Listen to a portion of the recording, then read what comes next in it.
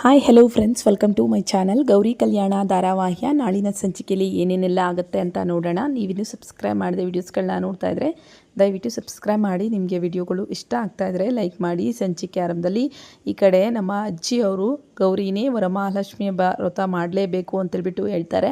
ಇನ್ನು ಈ ಕಡೆ ಸರಿತನ್ನ ವಿರುದ್ಧ ಹಾಕ್ಕೊಂಡು ನಾನು ಯಾಕೆ ವ್ರತ ಮಾಡಲಿ ಅಂತೇಳ್ಬಿಟ್ಟು ಗೌರಿ ಇದ್ದೋಳು, ಅಜ್ಜಿ ಇಲ್ಲ, ಪ್ರತಿ ಸಾರಿ ಅತ್ತೆನೇ ಅಲ್ವಾ ಈ ಒಂದು ವ್ರತನ ಮಾಡೋದು, ಅವರೇ ಮಾಡಲಿ ಅಂತೇಳ್ಬಿಟ್ಟು ಗೌರಿ ಹೇಳ್ತಾಳೆ. ರೀ, ಈಗಲೇ ಕಾಶಿಗೆ ರಾಮೇಶ್ವರಕ್ಕೆ ಒಂದು ಟಿಕೆಟ್ನ ಬುಕ್ ಮಾಡಿಸಿ ಒಂದೆರಡು ಅಂತೇಳ್ಬಿಟ್ಟು ಅಜ್ಜಿ ಹೇಳ್ತಾರೆ. ಹೇಳ್ತಾ ಇದೆಯಾ ನೀನು, ಏನೇ ಯೋಚನೆ ಮಾಡಿದ್ರು ಕರೆಕ್ಟಾಗೆ ಹೇಳ್ತೀಯಾ ಕಣೆ. ಸೊ ನಾನು ಟಿಕೆಟ್ನ ಬುಕ್ ಮಾಡಿಸ್ತೀನಿ ಅಂದಾಗ, ಅಯ್ಯೋ ಯಾಕಜ್ಜಿ ಈ ರೀತಿ ಮಾತಾಡ್ತಿದ್ದೀರಾ ಅಂದಾಗ, ಮತ್ತೆ ನನ್ನ ಮಾತಿಗೆ ಬೆಲೆ ಇಲ್ಲ ಅಂದಮೇಲೆ ನಾನು ಯಾಕಿರಬೇಕು, ನೀನು ನಿಮ್ಮತ್ತೆ ಮಾತಿಗೆ ಬೆಲೆ ಕೊಡ್ಬೋದು. ಸಂಗೀತ ನಾನು ಏನಾದರೂ ಹೇಳಿದ್ರೆ ನನ್ನ ಮಾತಿಗೆ ಹಿಂತಿರುಗಿ ಮಾತಾಡ್ತಿರ್ಲಿಲ್ಲ. ಇವತ್ತು ನಾನು ಹೇಳ್ತಿದ್ದೀನಿ, ನೀನು ವ್ರತ ಮಾಡಬೇಕು ಅಂದರೆ ಮಾಡಬೇಕಷ್ಟೇ, ಅದು ಬಿಟ್ಟು ಆ ಕಡೆ ಈ ಕಡೆ ಏನು ನೋಡ್ತಾ ಇದೆಯಾ ಅಂದ್ಬಿಟ್ಟು ಅಜ್ಜಿ ಗದ್ರಕಂತಾರೆ. ತಾತ ಇದ್ದವರು, ಹೌದು ನನ್ನ ಹೆಂಡತಿ ಏನೋ ಹೇಳ್ತಾ ಇದ್ದಾಳೆ ಅಂದರೆ ಅದು ಕರೆಕ್ಟಾಗೇ ಇರುತ್ತೆ ಅಂತೇಳಿ, ಅಯ್ಯೋ ಬೇಡಪ್ಪ, ಇವಳು ಮಾಡಿಬಿಟ್ರೆ ಇವಳು ಹಿಂದೆನೇ ಯಾರು ಅಕ್ಷತೆ ಇಟ್ಕೊಂಡು ತಿರ್ಗಬೇಕಾಗುತ್ತೆ, ಅಮ್ಮನೇ ಮಾಡಿದ್ರೆ ಸರಿ ಅಂತೇಳ್ಬಿಟ್ಟು ವಿವೇಕ್ ಹೇಳ್ತಾರೆ. ವಿವೇಕ್ ಇದ್ದವನು, ನನಗೆ ಒಂದು ಮೀಟಿಂಗ್ ಇದೆ ಆಫೀಸಲ್ಲಿ ನಾಳೆ, ನಾನು ಹೋಗಬೇಕು ಇಂಪಾರ್ಟೆಂಟ್ ಅಂದಾಗ, ಲೋ ವಿವೇಕ, ನೀನೆಲ್ಲೂ ಹೋಗಂಗಿಲ್ಲ, ಅಕ್ಷತೆ ಕಾಳು ಹಿಡ್ಕೊಂಡು ನಿನ್ನ ಹೆಂಡತಿ ಹಿಂದೆನೇ ಇರಬೇಕು ಅಂತೇಳ್ಬಿಟ್ಟು ಅಜ್ಜಿ ಹೇಳ್ತಾರೆ. ಅಯ್ಯೋ ಅಜ್ಜಿ ಅದೆಲ್ಲ ಆಗಲ್ಲ ಅಂದಾಗ, ಇನ್ನು ಗೌರಿ ಇದ್ದೋಳು, ಇದನ್ನು ನಾನೇ ಮಾಡಬೇಕು ಅಂತ ಏನಿದೆ ಅಕ್ಕ, ಅತ್ತೆನೇ ಮಾಡಲಿ ಅಂತೇಳ್ಬಿಟ್ಟು ಗೌರಿ ಹೇಳಿದಾಗ, ಇಲ್ಲ ನೀನೇ ಮಾಡಬೇಕು ಗೌರಿ, ಇದು ನನ್ನ ಮಾತು, ಇದು ನನ್ನ ಮಾತು ಹೇಳಿದ್ದೀನಿ ಅಂದಮೇಲೆ ಅದನ್ನು ತಪ್ಪಾರ್ದು ಅಂದಾಗ, ನೀವೆಲ್ಲ ಏನು ಹೇಳ್ತೀರೋ ಅದೇ ಅಂತೇಳ್ಬಿಟ್ಟು ಗೌರಿ ಒಪ್ಕೋತಾಳೆ. ಇನ್ನು ಈ ಕಡೆ ನಮ್ಮ ಕವಿತೆ ಮಾಸ್ಟ್ರು ಶ್ಯಾಮ್ ಅವರು ಹುಡುಗಿ ಹತ್ರ ಮಾತಾಡಿಕೊಂಡು ಬರ್ತಾರೆ. ಇನ್ನು ಚಿನ್ನು ಇದೋಳು, ಅಲ್ಲ ಇಷ್ಟು ದುರಾಂಕಾರ, ನನ್ನ ಇಲ್ಲೇ ಬಿಟ್ಟು ನೀನು ಯಾರೋ ಜೊತೆ ಯಾರೋ ಹುಡುಗಿ ಸಿಕ್ಕಿದ್ಲು ಅಂತ ಹೋಗಿತೀಯ ಅಂದಾಗ, ಅಯ್ಯೋ ಆ ಥರ ಅಲ್ಲ, ಅವಳ ನನ್ನ ಅಭಿಮಾನಿ ಅಷ್ಟೇ ಅಂದಾಗ, ಅವಳು ಒಂಥರ ಜಸ್ಟ್ ಫ್ರೆಂಡ್ ಅಂದಾಗ, ಓಹೋ ಈಗ ಅವಳೇ ಫ್ರೆಂಡಾ, ನಾನೇನು ಅಲ್ವಾ ಹಂಗಾದ್ರೆ ನಿನಗೆ ಅಂದಾಗ, ನಾನು ಹೇಳಿದ್ದು ಆ ರೀತಿ ಅಲ್ಲ ಮಚ್ಚ ಅಂದಾಗ, ಇನ್ಯಾವ ರೀತಿ, ನಾನು ನಿನಗೆ ಫಸ್ಟ್ ಫ್ರೆಂಡ್ ಅಂದಾಗ, ಓಕೆ ಅವಳು ನನ್ನ ಅಭಿಮಾನಿ ಫ್ರೆಂಡು, ನೀನು ನನ್ನ ಬೆಸ್ಟ್ ಫ್ರೆಂಡು ಆಯಿತಾ, ಇನ್ನೊಂದು ಸತಿ ನಾನು ನಿನ್ನ ಈ ಥರ ನಡು ರಸ್ತೆಯಲ್ಲಿ ಬಿಟ್ಟೋಗಲ್ಲ, ಬಾ ಗಾಡೀಲಿ ಕರ್ಕೊಂಡೋಗಿ ಮನೆಗೆ ಬಿಡ್ತೀನಿ ಅಂತೇಳ್ಬಿಟ್ಟು ಶ್ಯಾಮ್ ಕರ್ಕೊಂಡು ಹೋಗ್ತಾರೆ. ಈ ಕಡೆ ಶ್ಯಾಮ್ ಮತ್ತು ಚಿನ್ನು ನಡುವೆ ಇರೋದು ಪ್ರೀತಿನ ಇಲ್ಲ ಸ್ನೇಹನ ಅನ್ನೋದಕ್ಕೆ ಇನ್ನೇನು ಸ್ವಲ್ಪ ದಿನದಲ್ಲೇ ಉತ್ತರ ಸಿಕ್ಕೋಗ್ಬಿಡುತ್ತೆ. ಇನ್ನು ಗೌರಿ ಇದ್ದೋಳು ಜ್ಞಾನೇಶ್ಗೆ ನೀರು ಕೊಡ್ತಾಳೆ. ತಗೊಳ್ಳಿ ಮಾವ, ನೀರು ಕೇಳಿದ್ರಲ್ಲ ಅಂತ. ನಾನೇ ಕೇಳಿದೆ, ಊಟ ಮಾಡ್ಬೇಕಾದ್ರೆ ಕೇಳಿದ್ದಿರಬೇಕು ಅಂದಾಗ, ಅಯ್ಯೋ ರೀ ನಿಮ್ಮ ಮರ್ವಿಗಿಷ್ಟು ಏನು ಹೇಳಬೇಕೋ ಗೊತ್ತಿಲ್ಲ ಅನ್ನೋಷ್ಟರಲ್ಲಿ ಶ್ಯಾಮ್ ಕವಿತೆ ಹೇಳ್ಕೊಂಡು ಒಳಗಡೆ ಬರ್ತಾರೆ. ಆಹಾ ಎಂಥ ಚೆಲುವಾದ ಬಣ್ಣ, ಎಂಥ ಮಾತುಗಳು ಅಂತೇಳಿ. ಏನಪ್ಪ ಶ್ಯಾಮ್ ಇಷ್ಟೊಂದು ಖುಷಿಯಾಗಿ ಬರ್ತಿದೆಯಲ್ಲ, ಏನು ಸಮಾಚಾರ ಅಂದಾಗ, ಅದು ಅಭಿಮಾನಿ ಸಿಕ್ಕಿದ್ಲು, ಅದಕ್ಕೆ ನೀವು ಹೇಳಿದ್ರಲ್ಲ ಜಾಗ, ಅದೇ ಜಾಗದಲ್ಲಿ ಇದ್ಲು ಆ ಹುಡುಗಿ ಅಂತೇಳ್ಬಿಟ್ಟು ಶ್ಯಾಮ್ ಹೇಳ್ತಾರೆ. ಹೌದೇನೋ ಶ್ಯಾಮ, ಆ ಹುಡುಗಿ ತುಂಬ ಚೆನ್ನಾಗಿದ್ಲ ಅಂದಾಗ, ಹೌದಪ್ಪ ಅಭಿಮಾನಿ ತುಂಬ ಚೆನ್ನಾಗಿದ್ರು, ತುಂಬ ಚೆನ್ನಾಗಿ ಮಾತಾಡಿದ್ರು ಅಂತೇಳ್ಬಿಟ್ಟು ಶ್ಯಾಮ್ ಹೇಳ್ತಾ ಇರ್ತಾರೆ. ಇನ್ನು ಈ ಕಡೆ ಗೌರಿ ಇದ್ದೋಳು, ಶ್ಯಾಮ್ ಅವರೇ ಏನೇನು ಮಾತಾಡಿದ್ರಿ, ಆ ಅಭಿಮಾನಿಗೆ ನಿಮ್ಮ ಕವನಗಳು ತುಂಬ ಇಷ್ಟ ಅಂತ, ಏನು ಹೆಸರು ಅಂತೇಳ್ಬಿಟ್ಟು ಕೇಳ್ತಾರೆ. ಅಯ್ಯೋ ಅದಕ್ಕೆ ಅವ್ರ ಹೆಸರು ಬಂದು ಕವನ ಅಂದಾಗ, ವಾವ್ ಎಷ್ಟು ಚೆನ್ನಾಗಿದೆ, ಕವಿತೆಗಳು ಬರೆಯೋರಿಗೆ ಕವನ ಅನ್ನೋ ಸ್ನೇಹಿತೆ.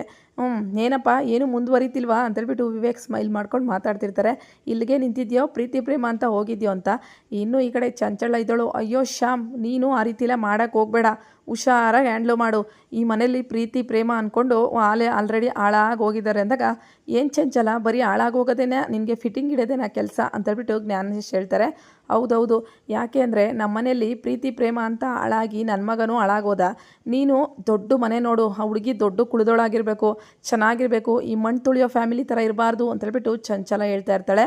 ಇನ್ನು ಈ ಕಡೆ ನಮ್ಮ ಸರಿತಾ ಇದ್ದೋಳು, ಹೌದು ಕರೆಕ್ಟಾಗಿ ಹೇಳ್ತಾ ಇದೆಯಾ ನೀನು ಅಂದಾಗ, ಅಯ್ಯೋ ಚಿಕ್ಕಮ್ಮ ಇದೆಲ್ಲ ಬೇಕಾ ಅಂತೇಳ್ಬಿಟ್ಟು ಶ್ಯಾಮ್ ಹೇಳಿದಾಗ, ಇನ್ನು ಸರಿತಾ ಇದ್ದೋಳು, ನೋಡು ಶ್ಯಾಮ್, ಅವಳು ಅಕ್ಷರ ಸಹ ಕರೆಕ್ಟಾಗಿ ಹೇಳ್ತಿದ್ದಾಳೆ, ಈ ಮನೇಲಿ ನಮ್ಮ ಮಕ್ಕಳು ಹಾಳಾಗೋಗಿರೋ ಥರ ನೀನು ಹಾಳಾಗೋಗ್ಬೇಡ, ಯಾವುದೇ ಪ್ರೀತಿ ಪ್ರೇಮ ಅನ್ನೋದಕ್ಕಿಂತ ಮುಂಚೆ ಸ್ವಲ್ಪ ಯೋಚನೆ ಮಾಡಿ ಮುಂದುವರಿ ಅಂತೇಳ್ಬಿಟ್ಟು ಸರಿತಾ ಹೇಳ್ತಾರೆ.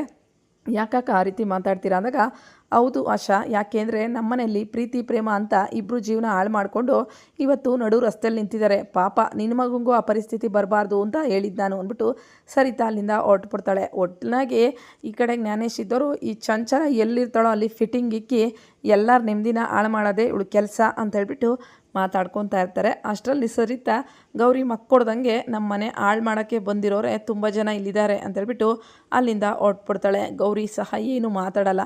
ಯಾಕೆ ಅಂದರೆ ಈ ಸರಿತಂಗೆ ನಮ್ಮ ಗೌರಿ ಕಂಡ್ರಾಗಲ್ಲ, ಗೌರಿ ವಿವೇಕ್ನ ಮದುವೆ ಆಗಿರೋದಂತೂ ಫಸ್ಟೇ ಆಗಲ್ಲ, ಹಂಗಾಗಿ ಇವಳು ಈ ರೀತಿ ಮಾತಾಡ್ತಿರ್ತಾಳೆ. ಇನ್ನು ನಮ್ಮ ಅಜ್ಜಿ ಮತ್ತು ಈ ಕಡೆ ವೀರಣ್ಣ ಮತ್ತು ಕಾಂತ ಅವ್ರಿಗೆ ಫೋನ್ ಮಾಡ್ತಾರೆ. ತುಂಬ ಆಲೆ ಮಿಡ್ನೈಟ್ ಆಗಿರುತ್ತೆ. ಈ ಕಡೆ ವೀರಣ್ಣ ಅವರು ಫೋನ್ ಬರ್ತಾ ಇದೆಯಲ್ಲ ಯಾವುದು ಅಂತಂದಾಗ ಶಾರದಮ್ಮ ಅಂತ ಬರ್ತಿರುತ್ತೆ. ಅಯ್ಯೋ ದೇವರೇ, ಇಷ್ಟು ರಾತ್ರಿಲಿ ಫೋನ್ ಮಾಡ್ತಿದ್ದಾರಲ್ಲ, ಏನು ಅನಾಹುತ ಆಗಿರ್ಬೋದು ಏನೋ. ಕಾಂತ ಎದ್ದೋಳು, ಎಚ್ಚರಿಕೆ ಮಾಡ್ಕೊ, ನೋಡು ಯಾರು ಫೋನ್ ಮಾಡ್ತಿದ್ದಾರೆ ಅಂದಾಗ ಶಾರದಮ್ಮ ಅವರು ಅವ್ರೇನು ಮಾಡ್ತಿದ್ದಾರೆ ಅಂದಾಗ ಮೊದಲು ಮಾತಾಡು ಅಂತ ಹೇಳ್ಬಿಟ್ಟು ಹೇಳ್ತಾರೆ. ಅಮ್ಮ ಏನಾಯಿತು ಅಂದಾಗ ಏನಾಯಿತು ಎಲ್ಲ ಹೇಳ್ತೀನಿ, ನೀವು ಬರಲೇಬೇಕು ಮನೆಗೆ ಅಂದಾಗ ಅಯ್ಯೋ ದೇವ್ರೆ, ಏನು ಅನಾಹುತ ಆಗಿದೆ ಈಗ ಅಂತೇಳ್ಬಿಟ್ಟು ಕಾಂತ ಕೇಳ್ತಾರೆ. ನೋಡಿ, ಏನೂ ಅನಾಹುತ ಆಗಿಲ್ಲ. ನಮ್ಮ ಮನೇಲಿ ವರಮಹಾಲಕ್ಷ್ಮಿ ಹಬ್ಬದ ವ್ರತ ಮಾಡ್ತಾಯಿದ್ದೀವಿ, ಅದರಲ್ಲೂ ಅದನ್ನು ಗೌರಿನೇ ಮಾಡಬೇಕು ಅಂತ ಹೇಳಿದ್ದೀನಿ, ಹಾಗಾಗಿ ನೀವು ಬರಬೇಕು ಅಂದಾಗ ಓ ಹೌದಾ ಅಮ್ಮ, ತುಂಬ ಭಯ ಆಗ್ಬಿಟ್ಟಿತ್ತು ನಮಗೆ ಅಂತೇಳ್ಬಿಟ್ಟು ಕಾಂತಲಕ್ಷ್ಮಿ ಹೇಳ್ತಾರೆ. ಭಯ ಪಡೋ ಥರ ಏನೂ ಇಲ್ಲಮ್ಮ, ನಿಮ್ಮ ಮಗಳು ತುಂಬ ಒಳ್ಳೆಯವಳು, ಅವಳ ಕೈಲಿಂದ ಏನೂ ತಪ್ಪಾಗಲ್ಲ, ನೀವು ನಾಳೆ ಹಬ್ಬಕ್ಕೆ ಬರಬೇಕು ಕುಟುಂಬ ಸಮೇತವಾಗಿ ಅಂತ ಹೇಳ್ತಾರೆ. ಅಯ್ಯೋ ಒಂದು ಮಾತು ಹೇಳ್ತೀನಿ, ಬೇಜಾರು ಮಾಡ್ಕೋಬೇಡಿ ಅಮ್ಮ, ನಾವು ಅಲ್ಲಿಗೆ ಬಂದರೆ ಬೀಗರು ಮಕ್ಕ ಒಂಥರ ಆಗುತ್ತೆ, ಸುಮ್ಮನೆ ಯಾಕೆ ಇಲ್ದಿರೋ ಜಗಳ, ನೀವೇ ಸೇರ್ಕೊಂಡು ಹಬ್ಬ ಮಾಡಿ ಅಂತೇಳ್ಬಿಟ್ಟು ಕಾಂತಲಕ್ಷ್ಮಿ ಹೇಳ್ತಾಳೆ.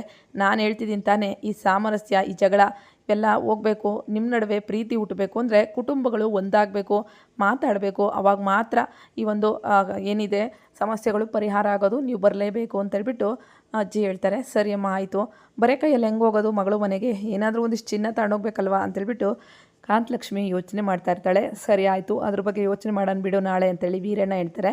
ಇನ್ನು ಸರಿತಾ ಅಡುಗೆ ಬಂದು ಗೌರಿ ಏನೋ ಮಾಡ್ತಾ ಇರ್ತಾರೆ ಡೈನಿಂಗ್ ಟೇಬಲ್ ಹತ್ರ, ಅಲ್ಲಿಗೆ ಬಂದು ನಿನ್ನ ಹತ್ರ ಮಾತಾಡೋ ಪರಿಸ್ಥಿತಿ ಮತ್ತೆ ನನಗೆ ಬಂತು, ನಾನೇ ಷರತ್ತಾಕಿ ನಾನೇ ಮಾತಾಡಬೇಕಾಗಿದೆ, ಥೂ ನನ್ನ ಕರ್ಮ, ನಿನಗೆ ಒಂದು ಮಾತು ಹೇಳ್ತಿದ್ದೀನಿ ನೋಡು, ಅತ್ತೆ ನಿನಗೆ ವ್ರತ ವಹಿಸಿದ್ದಾರೆ ಅಂತೇಳ್ಬಿಟ್ಟು ಈ ಮನೆ ಮಹಾರಾಣಿಯಾಗಿಬಿಟ್ಟೆ ಅಂತೇಳ್ಬಿಟ್ಟು ಮೆರೆಯೋ ಥರ ಮೆರಿಬೇಡ, ಯಾಕೆಂದರೆ ನನಗೆ ಹಿಂಸೆ ಆಗುತ್ತೆ ನೋಡೋಕ್ಕೆ, ನಿನ್ನ ಮುಖ ನೋಡೋಕ್ಕೆ ದೊಡ್ಡ ಹಿಂಸೆ ಅಲ್ಲ ಕಣೆ, ನೀನು ನನ್ನ ಮಗನ ಮದುವೆ ಆಗಿ ನಮ್ಮ ಜೀವನನೇ ಹಾಳು ಮಾಡಿಬಿಟ್ಟೆ ಅಂತೇಳ್ಬಿಟ್ಟು ಮಾತಾಡ್ತಿರ್ತಾರೆ.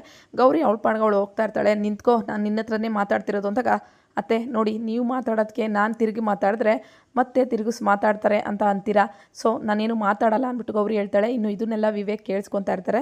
ಅಲ್ಲ ಕಣೆ, ನೀನು ಈ ನಡುವೆ ಭಾರಿ ಉಬ್ಬಿಟ್ಟಿದ್ಯಾ, ಅತ್ತೆ ಮಾವನ ಸಪೋರ್ಟ್ ಇದೆ ಅಂತೇಳ್ಬಿಟ್ಟು ತುಂಬ ಮೆರಿತಿದ್ಯಾ ಅಂದಾಗ ನಾನೇನು ಮೆರಿತಿದ್ದೀನತ್ತೆ, ನಾನು ಇದ್ದಂಗೆ ಇದ್ದೀನಿ ಅಂದಾಗ ನೋಡ್ತಾ ಇದ್ದೀವಲ್ಲ ನಿನಗೆ ನಡೀತಾ ಇರೋ ಸನ್ಮಾನ ಏನು, ಗೌರವ ಏನು, ನಮಗೂ ಆ ಸ್ಥಾನಮಾನ ಇಲ್ಲ ಈ ಮನೇಲಿ, ನಿನ್ನೆ ಟಾಪ್ ಲೆವೆಲ್ಗೆ ಇಟ್ಬಿಟ್ಟಿದ್ದಾರೆ ಅಂತೇಳಿ ಸರಿತಾ ಹೇಳ್ತಿರ್ತಾರೆ.